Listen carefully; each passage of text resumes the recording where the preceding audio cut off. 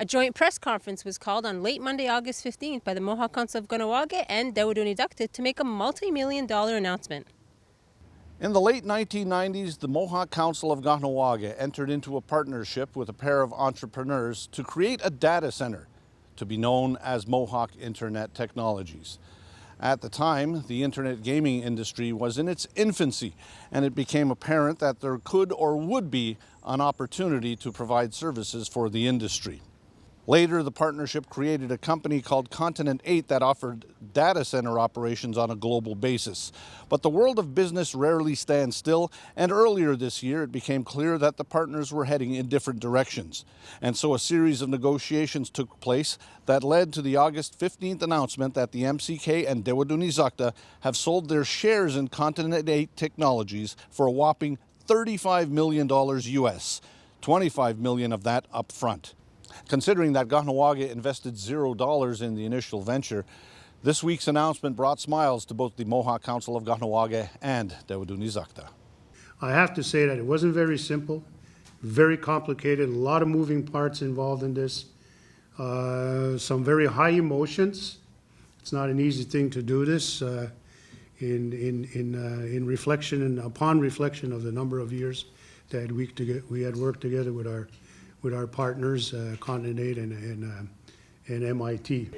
Kahnawake has never experienced, let's say, a windfall of this magnitude, and to have witnessed it from the start to finish, to experience the hard work and the back and forth efforts that everybody contributed to it, it's really spectacular.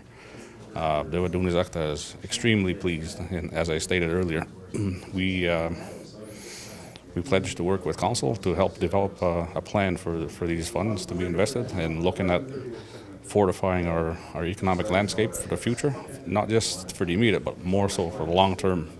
So I'm extremely optimistic. We have a very dynamic board with a lot of experience in the background, in the business background, and I think there's a lot to offer. All of the expansion and all of the infrastructure that was brought there, all the everything that bandwidth and all of that all came from MIT itself, and their investment in that facility and all the technology is substantial, and we benefited from it because they said basically, this is the deal that we made. We were able to make a good deal from what I can see, and should the deal end at some point in time between MIT and the usage of it. Everything, the facilities, everything is ours. We can turn and utilize it for other e-commerce activities. Well, $1.7 million per year is nothing to sniff at. That was quite a chunk of change that was turned over, and having 40% in the C8 proves that it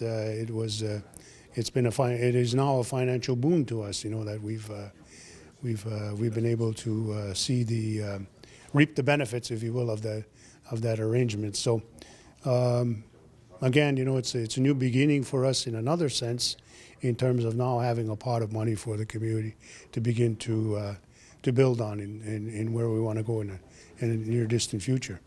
Are you worried that people are going to say, wow, look at all that money, let's spend it all?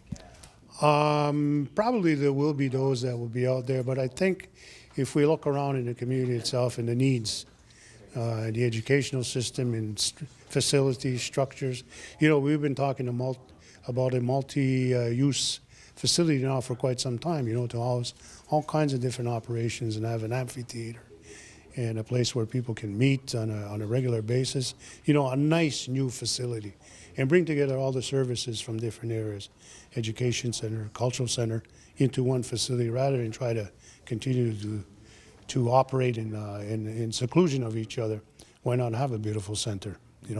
That's one of the things that we could benefit from and see in the next little while. The $25 million US received almost doubles the cash on the community balance sheet. The deal allows for the unlocking of the value of the C8 shares.